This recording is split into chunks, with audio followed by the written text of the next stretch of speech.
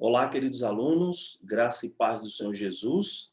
É uma alegria estarmos aqui para mais uma aula da disciplina Hermenêutica Bíblica. Depois de termos visto, uma introdução, as considerações iniciais da matéria, definirmos hermenêutica, a gente viu também a importância da hermenêutica bíblica. Hoje nós vamos dar continuidade aos nossos estudos falando sobre a história da interpretação bíblica. Queremos reconhecer que é um conteúdo muito vasto, porém é um conteúdo de muita relevância para o intérprete das Escrituras, poder ter uma visão histórica, como os irmãos do passado interpretaram a palavra de Deus. Para facilitar aqui o nosso trabalho, eu vou compartilhar a minha tela com vocês, me permitam aqui, certo? Então, como está projetado aqui, a história da interpretação bíblica. Eu queria começar a aula de hoje fazendo uma pergunta para refletirmos, e a pergunta é: por que uma visão geral da história da interpretação? Qual a necessidade de podermos apresentar mais de 2.000 anos, podemos assim dizer, de história da interpretação bíblica? Porque eu preciso, na matéria de hermenêutica, ter uma visão histórica de como os irmãos interpretaram a Bíblia no passado. Então, nós vamos apresentar aqui algumas razões que justificam nós termos uma visão histórica da interpretação bíblica. Primeiro, uma visão histórica nos ajuda a ver o surgimento gradual, isso é, progressivo, dos pressupostos e práticas de métodos saudáveis e danosos de interpretação, como é o caso do método histórico-gramático, como também o método histórico-crítico, que são dois métodos que se opõem, são opostos, certo? Então, uma visão histórica da interpretação vai nos ajudar a ver os pressupostos, porque toda interpretação, vimos isso até na primeira aula, tem por trás pressupostos, Então, nós vamos ver os fundamentos dessas diferentes interpretações e práticas também de métodos. Métodos que são saudáveis e métodos que não são tão saudáveis. Então, uma visão histórica vai nos ajudar a ver isso. Uma outra razão também é que uma visão histórica da interpretação nos ajuda a vencer a tentação de crer que nosso sistema de interpretação é o único que já existiu. De certa forma, a interpretação bíblica, hoje não é algo inédito. Você não vai inventar a roda, mas você vai usar as ferramentas da hermenêutica, mas também olhar para a história, como irmãos do passado interpretaram aquele texto. E a história da interpretação vai nos ajudar, talvez até nessa prepotência, de achar que a nossa interpretação é a única que existiu, é a interpretação original daquele texto. Então, o estudo da história da interpretação nos ajuda a vencer essa tentação. Outro motivo também é que uma visão histórica nos ajuda a enxergar os erros que outros cometeram no passado e suas consequências, e nos alerta para evitarmos que eles se repitam. Então, estudar a história da interpretação é poder ver também os equívocos, os erros que homens do passado cometeram, as consequências que esses erros tiveram para a igreja, para o povo de Deus, mas também é um alerta para nós evitarmos e não repetirmos esses erros, ok? Outro motivo nos ajuda a compreender como e por que interpretamos da forma que interpretamos. De certa forma, a maneira como nós interpretamos a palavra de Deus sofre influência da história da interpretação. Estudando a história da interpretação, nós vamos poder entender o como e o porquê nós interpretamos da maneira como interpretamos, por que usamos determinado método, por que adotamos determinada abordagem. Então, a história vai justificar, vai nos explicar as razões pelas quais nós interpretamos da maneira como interpretamos. E proporciona uma perspectiva mais equilibrada e uma capacidade para um diálogo mais significativo com os que creem de modo diferente. Isso é muito importante, irmãos. Estudar a história da interpretação vai te dar uma posição, uma perspectiva mais equilibrada. E também vai te capacitar a dialogar com outros irmãos que talvez interpretam de forma diferente. Claro, se aquela interpretação for uma heresia, você tem que rejeitar. Mas se aquela interpretação talvez não for necessariamente igual à sua, a história da interpretação vai ajudar você a dialogar com aqueles que pensam e creem, principalmente em doutrinas que não são tão essenciais, né? Em questões da fé que não são tão essenciais. Então, a história da interpretação vai te capacitar isso, a ser humilde e também, de certa forma, ser sensível às outras posições. Tem uma frase muito famosa, um adágio, né, que diz assim: aquele que não aprende a lição da história está fadado a repeti-la. Então, espero que, a partir dessa aula, você possa aprender a lição da história, para você não repetir os erros que foram cometidos. Então, aquele que não aprende a lição da história está fadado a repeti-la.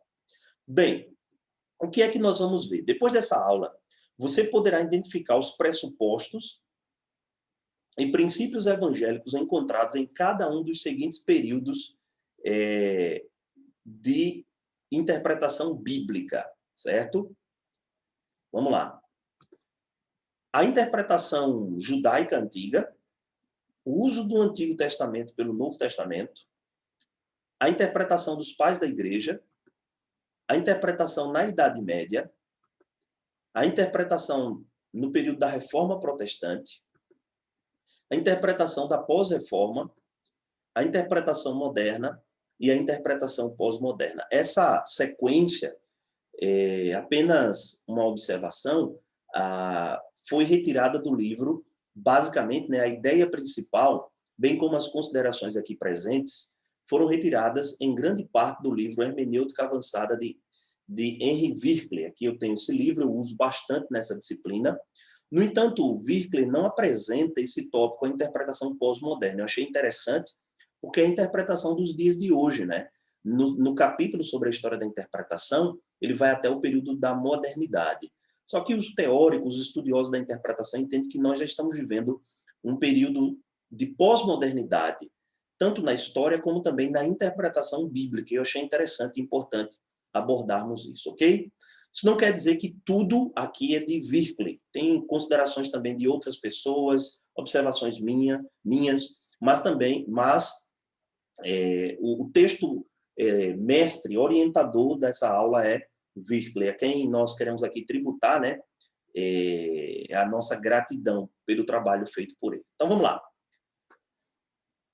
Um estudo da história da interpretação bíblica começa, em geral, com a obra de Esdras. Ao voltar do exílio na Babilônia, o povo de Deus solicitou a Esdras, esse escriba, né, da lei, que eles lesse o Pentateuco, os 5 livros, né? Gênesis, Êxodo, Levítico, Número e Deuteronômio. Por exemplo, então, lá em Neemias, capítulo 8, verso 8, diz assim: leram, quem foi que leu? Esdras, né, e os escribas, leram o livro da lei de Deus, interpretando e explicando a fim de que o povo entendesse o que estava sendo lido. Então, quando nós começamos a estudar a história da interpretação, geralmente nós partimos do trabalho ou da obra desse grande servo de Deus chamado Esdras, que junto com outros irmãos, com outros escribas, né, eles leram o livro da lei de Deus, interpretando e explicando a fim de que o povo entendesse o que estava sendo lido. Então, Esdras e os levitas, né, o nosso irmão Esdras, que foi levantado por Deus, juntamente com os levitas, eles leram o livro da lei, que seria a palavra de Deus naquela época, né? Interpretaram a palavra de Deus, fizeram o trabalho da hermenêutica, da interpretação ou da tradução das escrituras. Eles explicaram, eles expuseram a escritura, e eles também foram didáticos na maneira de ensinar, de transmitir a palavra de Deus. Um dado importante é que durante o período do exílio na Babilônia, os israelitas provavelmente perderam sua compreensão do hebraico, que era a língua que o povo de Deus falava. Esdras e seus ajudantes traduziam o texto hebraico, ou seja, eles faziam a tarefa da hermenêutica. Como vimos também, a hermenêutica é traduzir é interpretar. Então, eles traduziam o texto hebraico e o liam em voz alta em aramaico. Lembra que o povo de Deus na Babilônia provavelmente perdeu o contato com o hebraico. A Babilônia, de forma geral, falava aramaico, não é? São línguas um pouco parecidas, mas não são a mesma coisa. Então, acrescentando explicações para esclarecer o significado. Dessa forma, começou a ciência e a arte da interpretação bíblica. Então, podemos dizer que o nascedouro da hermenêutica, né, nasce com o trabalho e a obra de Esdras e os levitas, interpretando, lendo, expondo, explicando a lei de Deus para o povo de Israel. Desde o período de Esdras até Cristo, aí séculos se passaram, os escribas tiveram grande cuidado em copiar as escrituras, pois eles tinham grande reverência pelos textos do Antigo Testamento, né? Cuidado na hora do registro, da escrita, da transmissão do texto. Esse grande zelo tinha vantagens e desvantagens, né? Esse zelo, esse cuidado dos escribas ao registrarem a palavra, né? Ao transmitirem a palavra, tem uma vantagem e desvantagem. Por exemplo, qual é a vantagem? É a preservação dos textos através dos séculos. Os textos, os manuscritos, né, foram preservados através de vários séculos, graças a Deus. Mas a desvantagem é que a interpretação da escritura ou a hermenêutica, usando métodos não saudáveis. Então, havia, de certa forma, esse extremo por parte dos escribas. À medida que eles iam à medida que eles iam escrevendo, eles também iam, de certa forma, interpretando, e nem sempre eles usaram métodos saudáveis para interpretar a palavra de Deus. Os rabinos pressupunham que, sendo Deus o autor da Escritura, né, um parêntese aqui, nós lemos ali no texto do pastor Augusto Nicodemos, que, de certa forma, o texto da aula passada, né, da semana passada, que a história da interpretação bíblica pode ser resumida entre, talvez, os extremos, né, de superenfatizar o lado divino das Escrituras, ou, por outro, desprezando o lado humano, ou superenfatizar o lado humano das Escrituras e menosprezar o lado divino. Então, é meio que esse desequilíbrio. E a gente pode ver isso aqui, né, com os rabinos que superenfatizavam o lado divino das Escrituras. E o que é que acontece? O intérprete poderia esperar numerosos significados em determinado texto. Então, para eles, a Bíblia tinha vários significados. Aprendemos na primeira aula que a Bíblia tem um único sentido, né? Ou interpretação, porém várias aplicações. E outra coisa, cada detalhe incidental do texto possui significado. Então, um ponto, então, uma letra, então, uma figura, não é? Uma expressão, cada coisa do texto, cada detalhe do texto possui um significado. Isso é o letrismo, não é? Isso que a gente poderia chamar esse letrismo, esse exagero em cada elemento, em cada coisa do texto, né? Continuando, no tempo de Cristo, a exegese ou a interpretação judaica podia ser classificada em quatro tipos principais. Então, quando Jesus estava aqui no seu ministério terreno, já havia uma maneira de interpretar as Escrituras, ou melhor, várias maneiras de interpretar o texto bíblico do Antigo Testamento.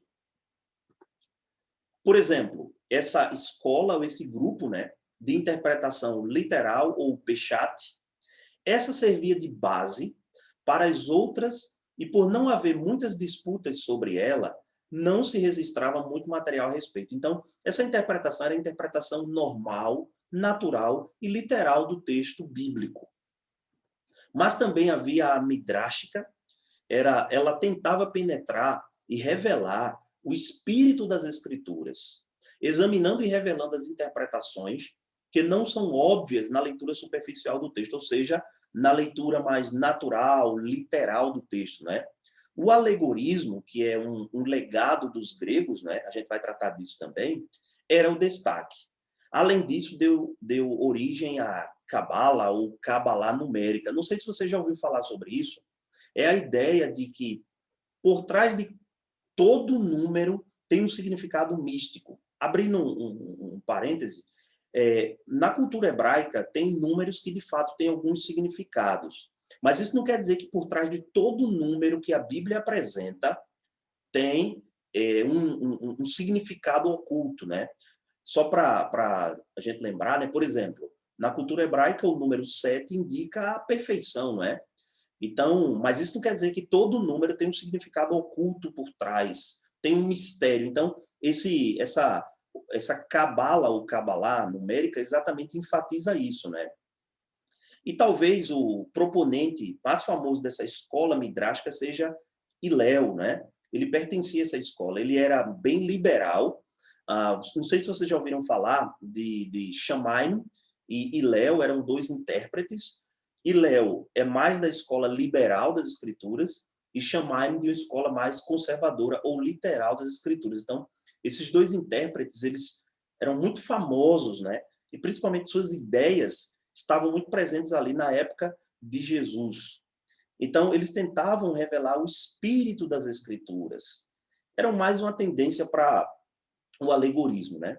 Outra escola também, a Pesher, era comum nas comunidades de Qumran, cuja ênfase era na escatologia, ou seja, nos acontecimentos futuros, né? A frase usada era "este é aquela", para afirmar que toda a escritura tinha um cumprimento profético e oculto. Então, eles enfatizavam muito esse cumprimento oculto, misterioso das escrituras, né? A comunidade de Qumran é muito famosa por causa dos escritos, ou dos manuscritos do Mar Morto, né? Foi uma comunidade que produziu, de certa forma, preservou esses manuscritos. Então, eles usavam muito essa maneira de interpretar, praticamente vendo em todo texto bíblico meio que um cumprimento escatológico, um cumprimento profético e algo oculto também. A escola alegórica, como eu falei, é um legado, né, uma herança grega, e que acreditava que o verdadeiro significado do texto está sob, ou seja, debaixo do sentido literal. O sentido literal seria a camada mais simples, mais óbvia do texto. A alegoria é exatamente a ideia de você dizer uma coisa para significar outra, né? É a ideia de você buscar o significado oculto, mais profundo, o que está por trás daquele texto, né? Herança dos gregos, como eu falei, que tentavam juntar seus mitos com sua filosofia. Então, a alegoria é resultado dessa soma entre os mitos da Grécia e a filosofia dos filósofos gregos também. Muitos judeus que queriam ser fiéis à lei de Moisés, à lei mosaica, mas adotavam filosofia grega, deixa eu voltar aqui a leitura. Muitos judeus que queriam ser fiéis à lei mosaica, mas adotavam filosofia grega, tentavam fazer isso com a Bíblia, ou seja, misturar mitologia com filosofia. Eles alegorizavam a tradição mosaica. O destaque, né, é Filão. Na leitura, vocês vão poder conhecer um pouco mais desse homem, desse estudioso, desse intérprete das Escrituras, e essa contribuição negativa que ele deu com a alegorização na interpretação, ok? Prosseguindo, resumindo então, a exegese judaica antiga. Durante o primeiro século da era cristã, os intérpretes judaicos concordavam em que a Escritura representava as palavras de Deus. Então, a Bíblia é a palavra de Deus. E que essas palavras estão cheias de significado para os crentes.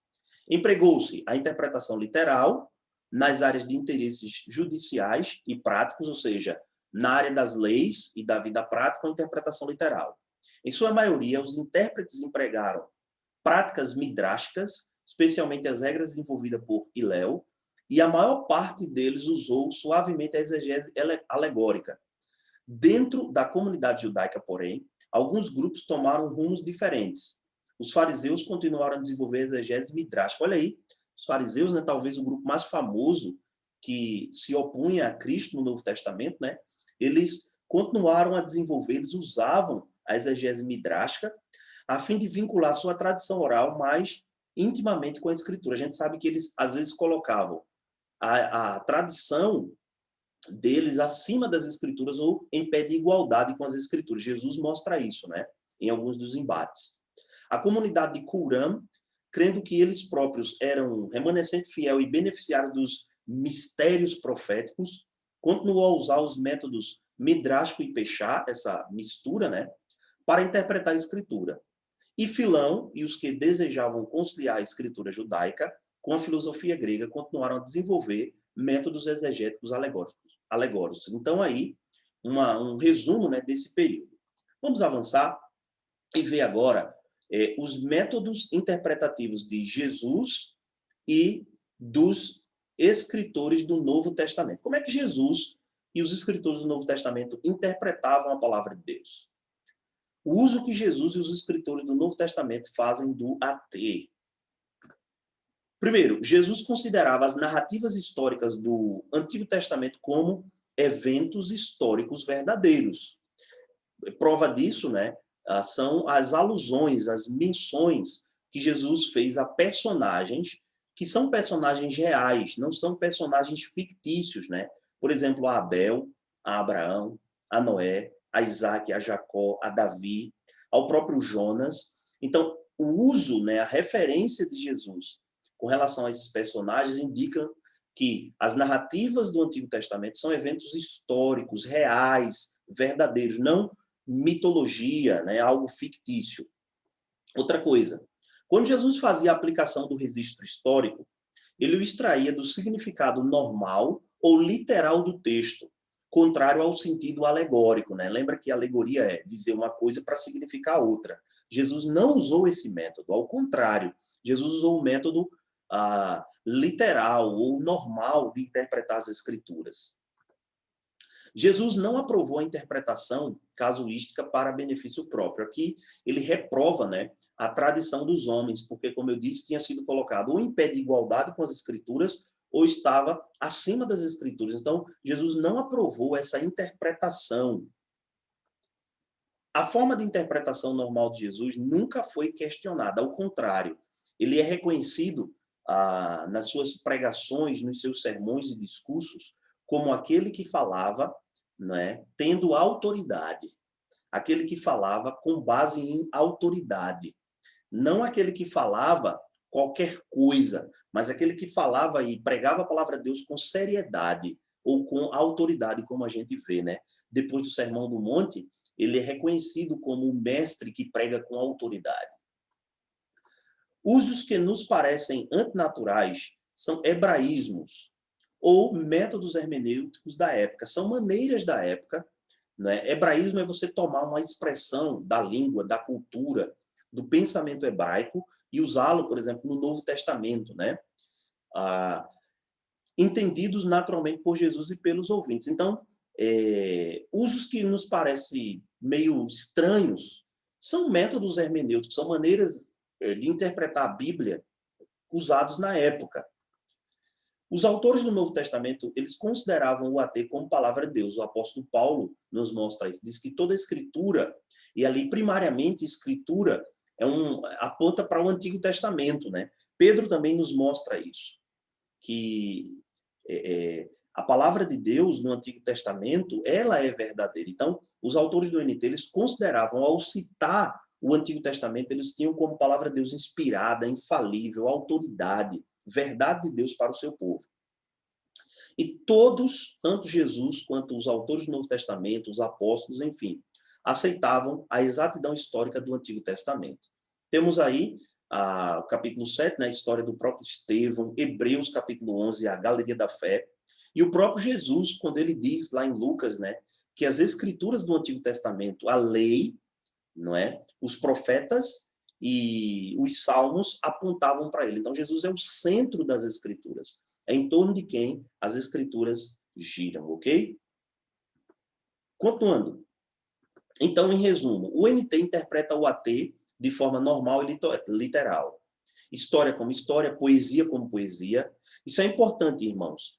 Uma interpretação literal não quer dizer que, por exemplo, quando o salmista diz assim, né, em um salmo, que ele faz nadar o seu leito nas suas lágrimas. Isso não quer dizer algo literal no sentido, toda noite a cama, né, o local onde ele dorme, nada ou fica boiando ali nas suas lágrimas. Não. ele quer expressar de forma poética o seu sofrimento. Então, a interpretação literal reconhece as figuras, reconhece a poesia, reconhece o emprego de imagens, tá certo? Isso é importante a gente entender isso. E símbolos como símbolos. Um exemplo disso é quando Jesus diz que é a porta, né? Isso não quer dizer que Jesus é uma porta de madeira ou de metal. A ideia é que a porta dá entrada, dá passagem até a presença de Deus. Então, a interpretação literal, como eu disse, reconhece as figuras que o texto usa. Não se faz tentativa de dividir a mensagem em níveis literais e alegóricos. Os poucos exemplos em que os autores parecem interpretar o Antigo Testamento de forma antinatural, como vimos, podem ser resolvidos quando entendemos os métodos hermenêuticos da época. Assim, o NT lança a base para o método histórico-gramatical de interpretação bíblica. Olha, isso é importante. Ver na história da interpretação o surgimento desse método, que é o método por excelência que nós usamos, né?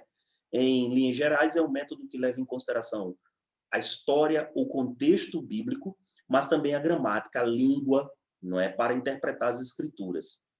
Então, quem lança o fundamento ou a base para esse método é o Novo Testamento, especialmente na maneira em que o Novo Testamento usa o Antigo Testamento. Isso é referência para nós.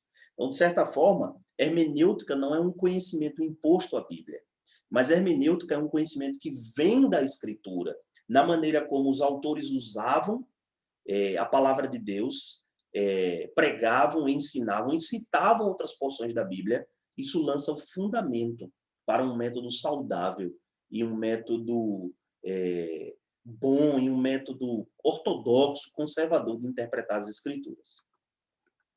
A interpretação dos pais da Igreja entre o período 100 e 600, ou por volta do século II até o século V, né? Aí nós temos alguns pais da igreja, não dá para a gente trabalhar todos, são vários, né? Mas aqui nós temos Clemente de Alexandria, certo? E Clemente de Alexandria acreditava que as escrituras ocultavam seu verdadeiro significado, a fim de que fôssemos inquiridos, e também porque não é bom que todos a entendam. Ou seja, Clemente de Alexandria, que era de uma cidade muito importante do norte da África, a cidade de Alexandria, que tinha um farol, que tinha uma biblioteca, e que também tinha uma escola de interpretação. Só que, infelizmente, é uma escola de interpretação que usava o método alegórico de interpretar a palavra de Deus. Então, eles acreditavam, né, que as escrituras ocultavam seu verdadeiro significado, ok? Ele desenvolveu a teoria de que 5 sentidos estão ligados à escritura: o histórico, doutrinal, profético, filosófico e místico, com as mais profundas riquezas disponíveis somente aos que entendem os sentidos mais profundos. É meio que uma coisa gnóstica, né? O sentido ou a compreensão da Bíblia está reservada para os iniciados, os mais experientes. Outro é Orígenes, um personagem muito conhecido, né, entre os pais da igreja, também dessa escola de Alexandria, né? Sucessor de Clemente, ele foi discípulo, né, de Clemente, podemos assim dizer. Ele cria ser a escritura uma vasta alegoria na qual cada detalhe é simbólico. E dava grande importância a 1 Coríntios 2, 6 a 7. Falamos a sabedoria de Deus em mistério, né? Acreditava que assim como o homem se constitui de 3 partes, corpo, alma e espírito, né, uma tricotomia na concepção dele, da mesma forma a escritura possuía 3 sentidos. Então, ele comparava, assim como o homem é constituído de 3 partes na concepção dele, a Bíblia, ela possui 3 partes também, né? Possui 3 sentidos, ok? Infelizmente, esses 2 personagens aqui, eles contribuíram negativamente para a história da interpretação, né? Mas nós temos também Santo Agostinho, o Agostinho de Hipona, também da África, né? Em termos de originalidade e gênio, Agostinho foi, de longe, o maior homem de sua época. Então, Agostinho, podemos assim dizer, talvez o maior intérprete de sua época, o maior intérprete das Escrituras. Mas a gente vai ver que, infelizmente, ele estabelecia princípios, mas nem sempre praticava aquilo que ele estabelecia. Em seu livro sobre a doutrina cristã, ele estabeleceu diversas regras para a exposição das Escrituras, algumas das quais estão em uso até hoje. Na prática, Agostinho não usou seus princípios e passou a interpretar a Bíblia de forma alegórica, infelizmente. Para ele, a Escritura tinha um sentido quádruplo: histórico, etiológico, analógico e alegórico. A gente vai ver um pouquinho mais para frente, daqui a pouco, né, que Agostinho influenciou muito a interpretação no período da Idade Média, que usou esse sentido quádruplo aqui. Sua opinião ela foi dominante no período da Idade Média. Ele influenciou muito, como eu disse. Então, em resumo, nós podemos dizer o seguinte, que na teoria, ele sistematizou muitos princípios de exegese sadia, mas na prática deixou de aplicar esses princípios em seu estudo bíblico. Ou seja, como eu disse, né, Agostinho era alguém que estabelecia certas regras, mas não aplicava. A sua prática de interpretação contradizia a sua teoria, podemos assim dizer. Um exemplo muito conhecido na história da interpretação bíblica é exatamente a interpretação de Agostinho da parábola do bom samaritano. Veja só a alegoria, né? O viajante é Adão, Jerusalém, a cidade celestial da qual Adão caiu, Jericó, a consequente moralidade de Adão, os ladrões, o diabo e seus demônios, roubá-lo, privar Adão da imortalidade, espancá-lo, incentivar Adão a pecar, deixá-lo semi-morto. Adão estava morto espiritualmente, mas ainda conservava certo conhecimento de Deus. O sacerdote e o levita, o mistério ineficaz da antiga aliança. O bom samaritano, Jesus Cristo. Enfaixar as feridas, deixar de pecar. O óleo, o consolo do Espírito Santo. O vinho, exortação às boas novas. A mula, o corpo de Cristo. A hospedaria, a igreja. As duas moedas, os 12 mandamentos de amor. O hospedeiro, o apóstolo Paulo. E a volta do samaritano, a ressurreição de Cristo. Então, veja como é, né, o método alegórico. É uma coisa sem limites. E, infelizmente, Agostinho, ele, em alguns momentos, se utilizou desse método. A escola de Antioquia da Síria. Já falamos um pouco da escola de Alexandria, que usava uma hermenêutica mais alegórica, né? Agora vamos ver a escola de Antioquia da Síria. Alguns eruditos de Antioquia tentaram evitar o letrismo judaico e alegorismo dos alexandrinos, né? Como o caso de Clemente de Alexandria, como nós vimos, né? Um estudioso, um intérprete das escrituras chamado Teodoro de Mopsuestia, dentre outros, defendia a interpretação histórico-gramatical, isto é, que um texto deve ser interpretado segundo as regras da gramática e os fatos da história. Esse é, em resumo, a ideia do método histórico-gramatical. Um texto deve ser interpretado segundo as regras da gramática e os fatos da história. Esse hermeneuta, ou intérprete, criticava os alegoristas que lançavam dúvidas sobre o Antigo Testamento. Os princípios exegéticos da escola de Antioquia lançaram a base da hermenêutica evangélica moderna. Seu declínio se deu por causa de Nestório, discípulo de Teodoro, que envolveu-se com uma heresia sobre a pessoa de Cristo. Então, nesse período também surgiram, né, muitas interpretações sobre a pessoa de Cristo, algumas até heréticas. E esse discípulo de Teodoro foi um que aderiu a isso, né? Os princípios da escola de Antioquia da Síria.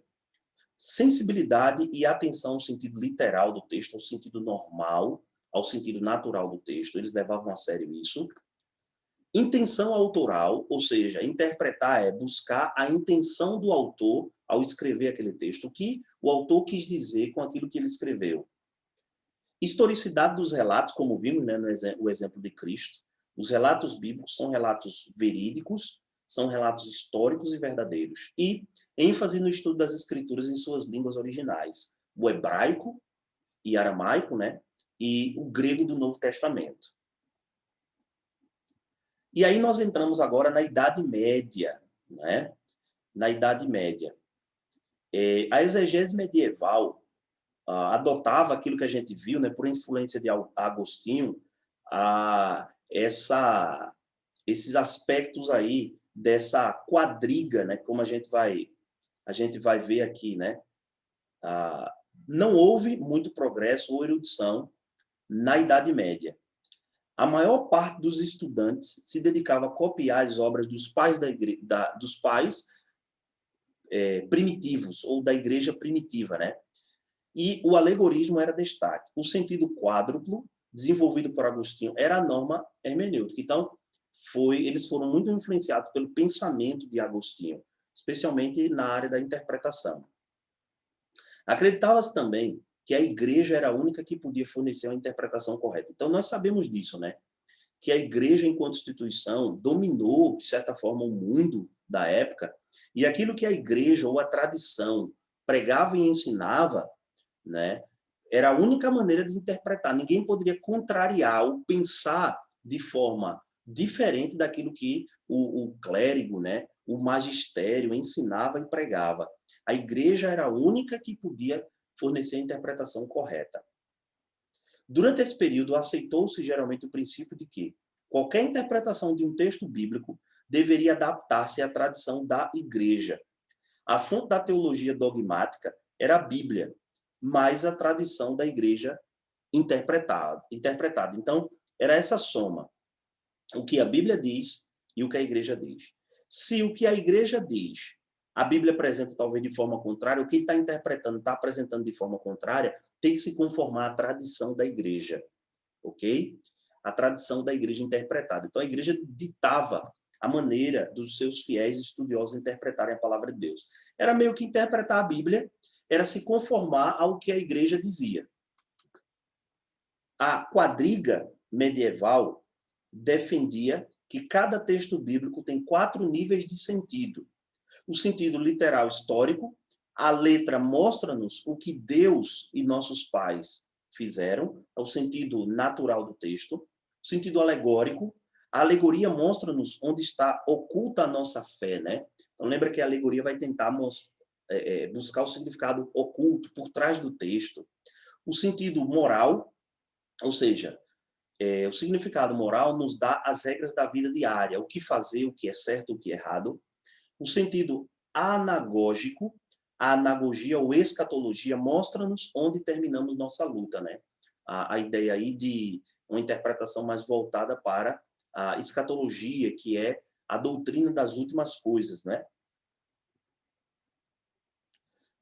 E aí nós temos, mesmo nesse período da Idade Média, que em geral não contribuiu positivamente para a interpretação, nós temos algumas exceções. Por exemplo, os judeus espanhóis do século XII a XV, mesmo nesse período ainda aí de Idade Média, né? Este grupo incentivou o retorno da interpretação histórico-gramatical. É um grupo que não concordava com a opinião da igreja e ele incentivou esse retorno à interpretação natural e literal das escrituras. Eles criam que as doutrinas tinham que ter origem na exegese ou na hermenêutica, né? Ao invés de forçar textos para coincidir com ensinos eclesiásticos, ou seja, uma doutrina tem que ter origem na palavra de Deus, no que a Bíblia diz sobre aquilo, e não na imposição da igreja ou do intérprete. As obras de Nicolau de Lira, né, também desse período aí da Idade Média, marcou o retorno da interpretação normal. Embora concordava que haviam 4 sentidos relacionados com a Bíblia, mas entendia que todos deviam se submeter ao sentido literal. A obra de Nicolau de Lira influenciou fortemente Lutero. E muitos há que creem que, sem sua influência, Lutero não teria dado início à reforma. Então, esse estudioso aqui, Nicolau de Lira, ele influenciou muito Lutero. E isso contribuiu também para a reforma protestante. Aí está a imagem, né, do Nicolau de Lira. A interpretação do período da Reforma Protestante aí do século XVI. Primeiro, rapidamente, o contexto histórico da Reforma. Nos séculos XIV e XV, predominava profunda ignorância concernente ao conteúdo da Escritura. Para você imaginar, para você ter ideia, alguns doutores de teologia nunca haviam lido a Bíblia toda. Talvez conhecessem muitos documentos da igreja, dos pais da igreja, mas nunca tinha lido a Bíblia de Gênesis a Apocalipse. Imagina, muita gente não conhecia o latim, os leigos não entendiam a Bíblia, não entendiam o que estava sendo pregado. Foi um período de profunda ignorância quanto ao conhecimento bíblico.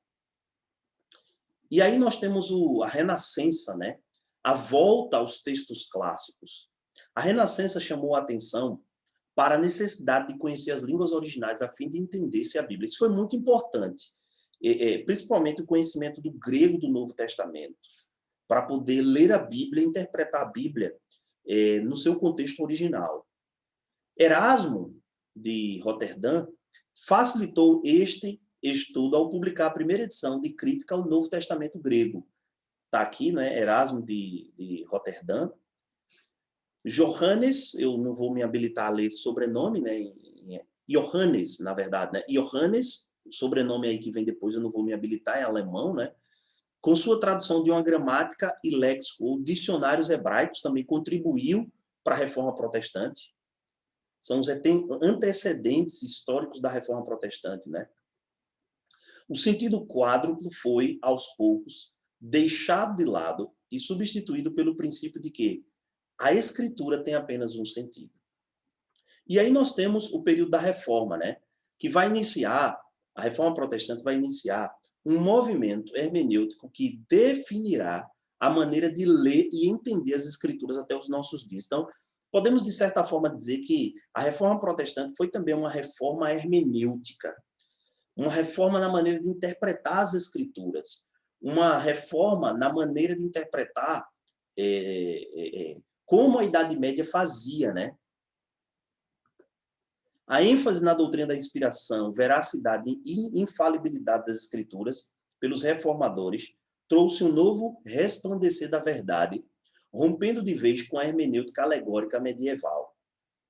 E aí nós temos alguns destaques, alguns princípios importantes que a reforma legou para nós, nesse campo da hermenêutica. ênfase no sentido literal, gramático e histórico do texto, a necessidade da iluminação do Espírito Santo para entender a palavra, para interpretar a palavra, a necessidade de estudar as Escrituras a partir de suas línguas originais, de sua cultura e história. As Escrituras interpretam as Escrituras. Essa é a regra por excelência da hermenêutica. A Bíblia é o seu melhor comentário. Textos mais difíceis devem ser entendidos à luz de textos mais fáceis, mais simples, ok? Então, esse princípio de que as Escrituras interpretam as Escrituras é um dos grandes legados da reforma no campo da hermenêutica. Temos aí ainda, né, Lutero, personagem muito conhecido, o proponente da reforma. Ele acreditava que a fé e a iluminação do Espírito eram requisitos, eram indispensáveis ao intérprete da Bíblia. A pessoa precisa ter fé, ser salva e ser iluminada pelo Espírito para entender a palavra de Deus. Negou a interpretação alegórica e defendeu a doutrina que vem da exegese, vem do texto bíblico, da teologia bíblica, né? Acreditava na clareza da Escritura, ao contrário da Idade Média, do catolicismo romano, que acreditava que a Escritura era obscura, difícil de entender. Cria que a interpretação da Bíblia não era privilégio apenas da igreja, do magistério. Cria também na interpretação normal, respeitando história, gramática e contexto. Sua falha ao abandonar o alegorismo foi, na tentativa de explicar o AT, criar uma unidade baseada na pessoa de Jesus Cristo. Ambos apontavam para Jesus. Assim caiu no erro de ver Jesus em textos que não eram cristológicos. Então, Lutero foi a esse extremo, em ver Cristo em todos os versículos da Bíblia, em todo o texto da Bíblia. Ver Cristo o tempo todo. Isso é um certo exagero, ok? Superou a lei do Evangelho da graça. Perdão, separou a lei do Evangelho da graça. Seguindo, nós temos aí João Calvino, né? Que, sem dúvida, é considerado o maior exegeta, o maior hermeneuta, o maior intérprete da Reforma. Ele, em geral, concordava com os princípios articulados por Lutero. Ele também acreditava que a iluminação espiritual é necessária e considerava a interpretação alegórica como artimanha de Satanás para obscurecer o sentido da Escritura. Calvino adotava o princípio, né, de que a Escritura interpreta a Escritura.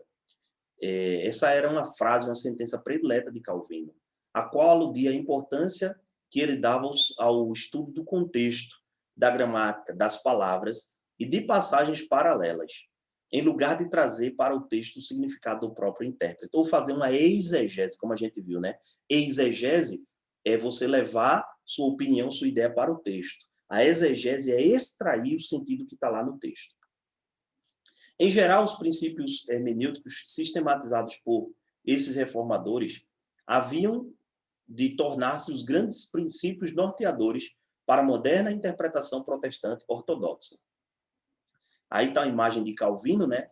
E uma frase dele muito famosa é: a primeira tarefa de um intérprete é deixar que o autor diga o que ele de fato diz, em vez de atribuir-lhe o que pensa que ele deva dizer. Interpretação da pós-reforma, o período que seguiu depois da reforma, né? Nós temos aí o surgimento das grandes confissões de fé, né? O confessionalismo também, enfim, as sistematizações das doutrinas. Por exemplo, o Concílio de Trento, que foi uma relação à reforma, né? Reuniu-se em várias ocasiões, de 1545 a 1563, e elaborou uma lista de decretos expondo os dogmas da Igreja Católica Romana e criticando o protestantismo. Os protestantes reagiram com o desenvolvimento de credos que definiam sua posição. Está errado aqui, tá? Na digitação.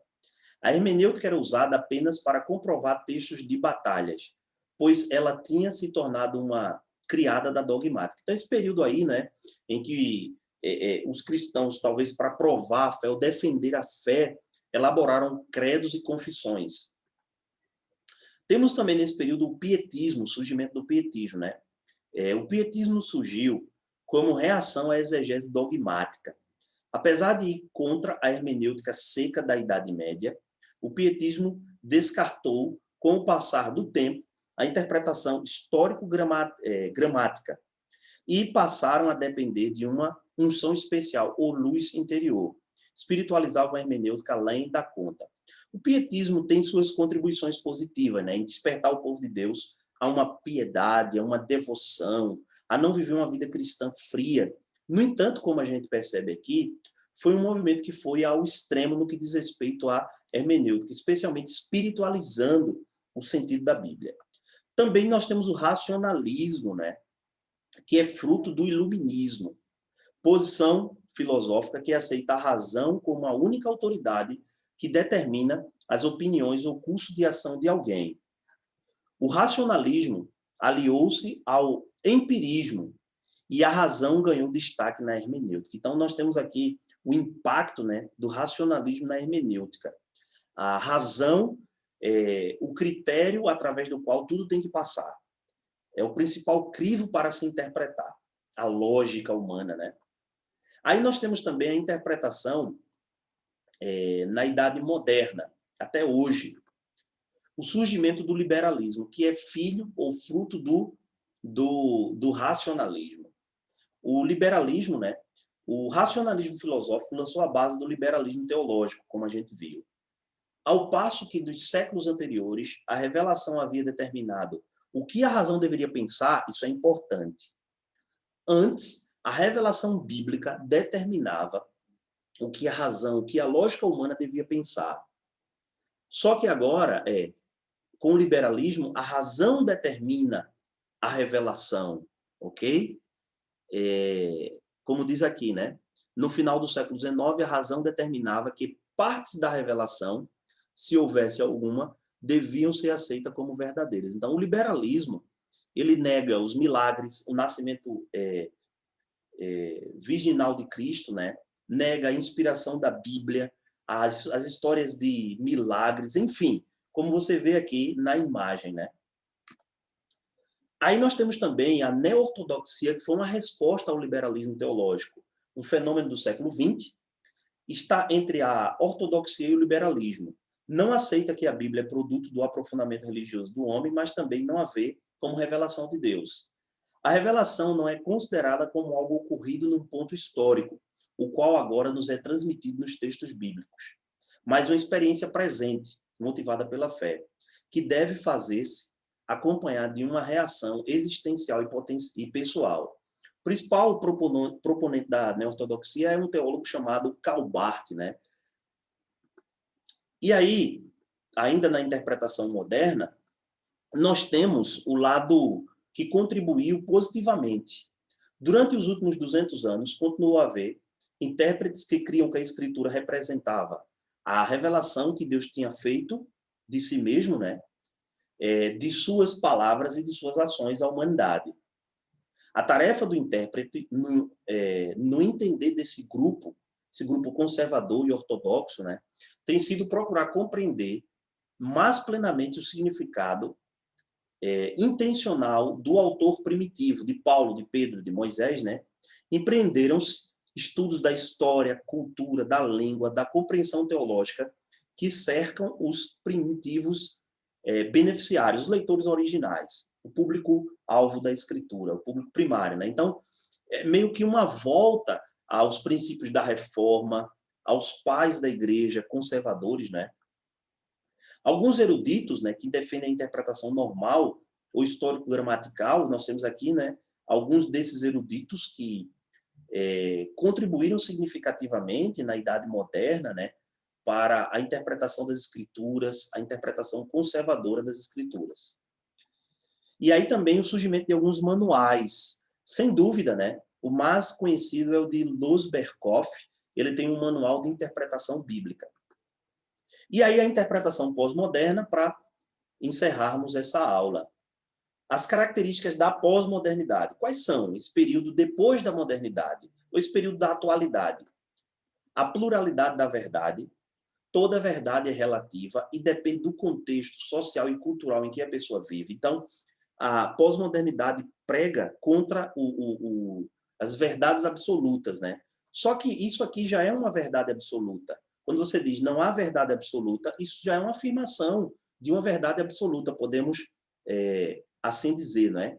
Então, a pluralidade da verdade, várias verdades convivendo ao mesmo tempo. Também a relativização dos valores morais e o rompimento das tradições, principalmente a tradição judaico-cristã. Então, a pós-modernidade, de forma geral, rompe com esses valores. A defesa do inclusivismo, do pluralismo de visões, né? A gente vê muito isso, né? O conceito do politicamente correto, você certamente já ouviu essa ideia do politicamente correto, né? Toda opinião deve ser respeitada como verdade, só não é a opinião de que Jesus é o único caminho, né? Essa opinião é negada por eles, né? Mas a ideia do politicamente correto, da linguagem, sabe? Muito polida, da linguagem politicamente correta para não afetar determinados grupos. Toda opinião deve ser válida e aceita. O subjetivo acima do objetivo, ou seja, o particular acima do coletivo, a gente vê isso, né? As minorias acima da maioria. A busca da satisfação pessoal acima de tudo. O importante é você ser feliz, não importa o próximo. Os modelos intérpretes aqui apresentados, eles compartilham de algumas coisas em comum. Os intérpretes da pós-modernidade, né? Da rejeição autoral, a morte do autor, ou seja, o autor morreu, a gente não precisa buscar essa intenção do autor, uma vez que ele morreu. O leitor é soberano, o leitor dá um novo significado ao texto, né? Da pluralidade de sentidos em um texto não tem apenas um sentido, ele tem vários. Depende, como eu falei, do sentido que o leitor quer dar. O leitor é soberano, uma vez que o autor morreu. Da participação decisiva das pressuposições e do ambiente do leitor na produção de sentidos de um texto, como a gente viu, né? Desconexão com o transcendente Deus não tem nada a ver com o texto bíblico, vamos desconectar do transcendente, isso é uma super ênfase no lado humano da Bíblia, né? E a sincronia, a preocupação apenas em entender o texto à luz de si próprio e da interação deste com o leitor, né? Ou seja, o que o texto significa para mim hoje? Essa não é a primeira pergunta que o intérprete deve fazer, mas qual o sentido do texto na época em que o autor escreveu, para o autor que escreveu? Depois de entender o lá e então, como a gente viu, né? A gente vai para o aqui e agora. E para a minha vida, como é que essa verdade é aplicada? Mas a pós-modernidade valoriza o hoje. É você olhar o texto com os olhos de hoje apenas. E aí nós concluímos essa aula dizendo que essa aula procurou proporcionar a você, caro aluno, uma visão panorâmica, claro, muito breve, de algumas das principais tendências no desenvolvimento histórico da hermenêutica. A gente viu várias escolas, vários métodos, maneiras de interpretar a palavra de Deus. Através da história, nós podemos ver o surgimento gradual, como vimos, né, dos pressupostos e práticas hoje conhecidos como método de interpretação histórico-gramatical. A interpretação bíblica, no decorrer da história, tem passado por várias transformações e fortes influências. Então, a gente viu isso, né? Desde da exegese judaica antiga até os dias atuais. Várias influências, várias mudanças têm acontecido no campo da interpretação. Conhecer a história da interpretação afeta a igreja evangélica hoje, a igreja evangélica atual, afeta a sua maneira de interpretar um texto bíblico, né? O que foi feito no passado, de certa forma, tem efeitos hoje, efeitos positivos ou efeitos negativos. E não podemos deixar de lembrar da frase: aquele que não aprende a lição da história está fadado a repeti-la. Foi uma aula um pouco extensa, porque nós aqui apresentamos em breves instantes, não é? Uma longa caminhada da história, né? Não é fácil, mas vocês vão ter leituras que vão ajudar vocês a aprofundar mais no conhecimento da história bíblica. Mas é muito importante estudar a história da interpretação bíblica. Que Deus abençoe sua vida. Um forte abraço.